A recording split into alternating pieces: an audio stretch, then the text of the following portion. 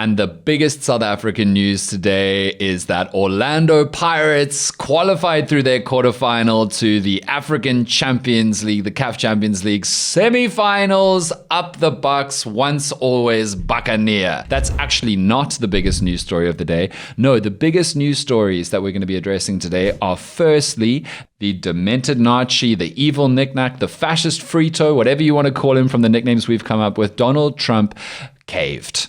I know that people are also saying now that it was also insider trading. Both things then can be true.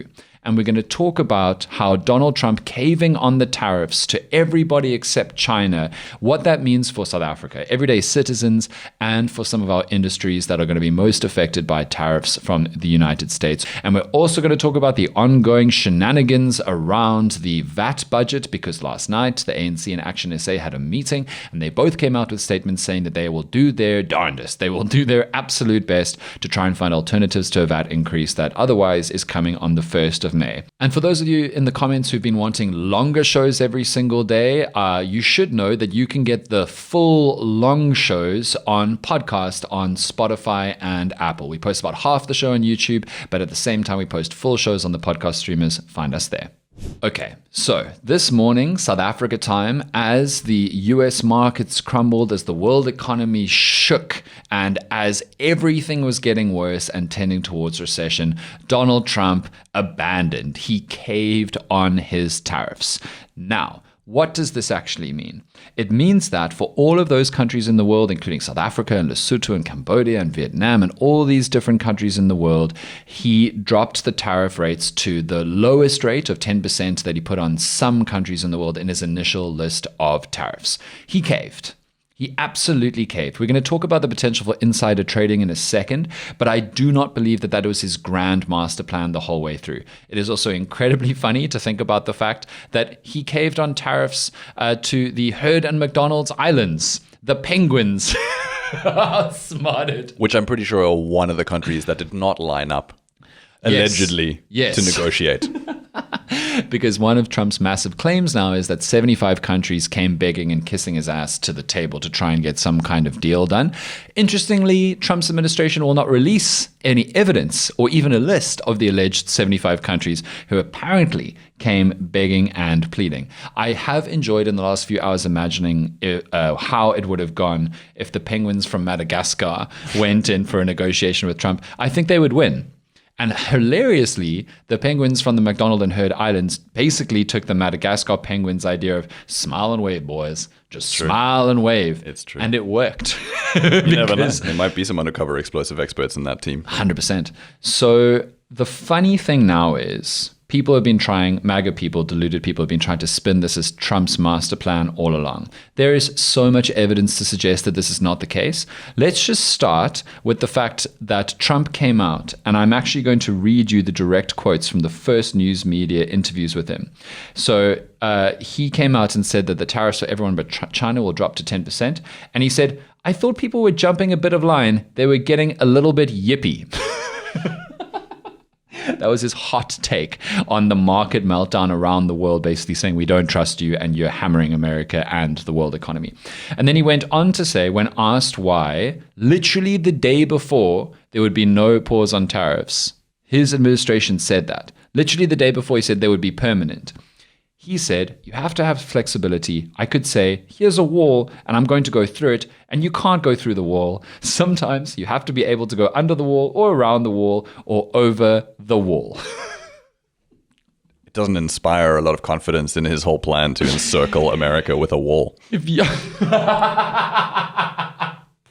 certainly not building the wall. Brilliant, Eric. That's amazing. If your drunk granddad at Christmas said, you have to have flexibility, I could say, here's a wall, I'm going to go through it, and you can't go through the wall. Sometimes you have to be able to go under the wall, around the wall, over the wall. You would say, bedtime. You would literally say, go to sleep, granddad. You've had enough whiskey. Okay, so let's look at this, right?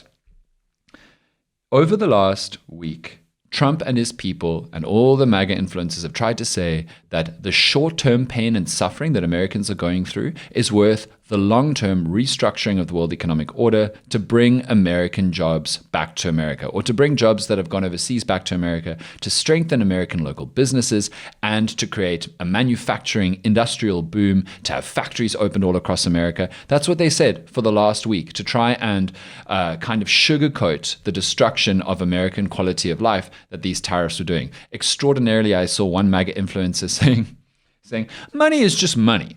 You don't need money. Life is actually about happiness. You don't need money.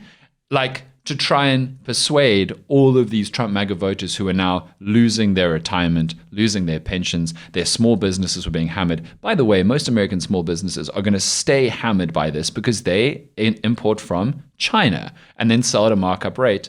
That Chinese trade war with over 100% tariffs in both directions is still happening, right? So I frankly do not believe that this was Trump's plan all along, even though there's now evidence of insider trading towards, his friends, the billionaires, in the last 24 hours. We'll get to that in a second, because I do think it's possible that they did insider trading, but I also just believe that this went so much worse than they thought it would. Because generally what happens when the stock markets go down is two things rally. The American dollar rallies because people go, okay, safe bet the dollar. The American dollar strengthens when the American stock markets go down. And the other thing that generally strengthens is United States Treasury bonds, which is essentially purchases that different companies and countries have made on the US's bonds so that the US can use that money to spend on interest and future payments back. But this time, it was so bad that the stock markets went down and the dollar went down. And then the bonds went down. That is a catastrophic economic collapse inbound. And the other thing that Trump said, one of the first things he said to the media after he announced the tariffs would go down to 10% across the board, except for China, is he said, I was looking at the bond market. He admitted it. And even Fox News' in-house business people are saying, I'd love to say that he didn't capitulate, but he absolutely did. So this is a beautiful day.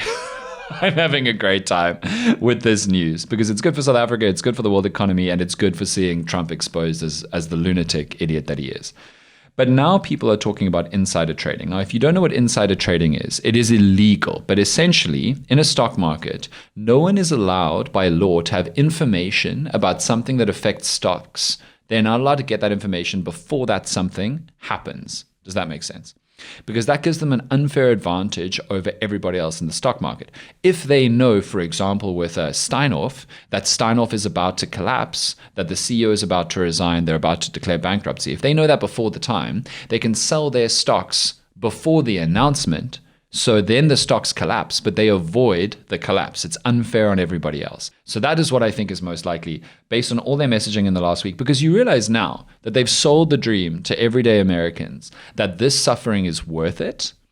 All the suffering that they felt is worth it. And now they've just abandoned that without being able to say, look at all these trade deals we've signed that are actually going to be better for you. No. That is too damaging. They would not have done that from the start, thinking this would happen just to try and get some kind of insider trading, mass fleecing of the American economy. I just don't believe that. So what does this mean for South Africa? Well, it means strictly, of course, that the 30% tariff that we were going to have now drops to 10%. We spoke to Rob Rose on Monday on the TV show. He's this top financial analyst. He actually wrote Steinheist. Like, he's really, really good. And he and I spoke about the fact that there are specific industries that are going to particularly be hammered by these tariffs because there are large South African export industries that are geared towards selling to Americans. So it's not the whole farming industry, but it is the citrus industry, controversial from last week's show when we speculated about grapes. Citrus is things with a rind, apparently. And ironically, it's actually grapefruit, but not grapes. That's the best I can defend myself for speculating about grapes. But it's also the lemons. Yeah. And the oranges. For sure. And the nachos, probably. No doubt. I'm sure. Yeah. I'm not going to get in trouble with you again about that. But it's still not good that there's now 10% tariffs, but it's way better. It's 2/3 better than at 10% than 30%. Also macadamia nuts and other kinds of nuts. But remember, you would have noticed maybe if you follow stocks in the last week that the Joburg Stock Exchange has actually... It's been bad. It's gone down as part of a global downturn across the world, but it's not been as bad as the world's major economies. And that's actually because South African business is far more resilient or impervious to American action than I think many of us thought. We have got a far more diversified economic outlook than many knew, but we still need to have far more, right? Because Trump is now saying this is going to be a stay on tariffs for 90 days. And so they might come back in 90 days. I just don't think that they will. It seems very unlikely that they will, but they could. But even if they don't, it's still 10% tariffs, right? So we need to try and diversify our economic exports in things like citrus and things like nut farming. We're not going to take that out of context, Eric. It is nut farming. It's macadamia nut farming. Look, as long as you don't get into peanuts, because like, apart from my own allergy, I read a hypothesis once that it's actually not a nut and it's a legume. But we weren't going to now get into you're that going now. to annoy Yeah, even more I know. people. I'm sorry. We can't keep getting into this. First it was Footloose and the grapes. We can't do this. Okay, so that's the big story of today as we wait and see what mad shenanigans Trump is going to do next. But if anybody is trying to tell you this was a master plan of inside trading from the beginning, I don't think so. But a more recent in the last few days plan when they saw the economic fall apart and Trump tweeted, "Be cool," all caps. Like some kind of high school, rugby player or something. Sounds like you just had a mug that said "keep calm and carry on." Yeah. Be cool. Ridiculous. Anyway, so all of that has happened, and we'll see how it unfolds on South Africa. But it is definitely good for some of our industries. Okay, let's now talk about the other story, which is this. We need to talk about what this means because I don't know what it means yet. But last night, the ANC and ActionSA tweeted these announcements after a meeting that they had. It's interesting to put them side by side and see how they each portrayed this. So ActionSA put out a press statement saying, ActionSA concludes productive meeting with the ANC over budget crisis.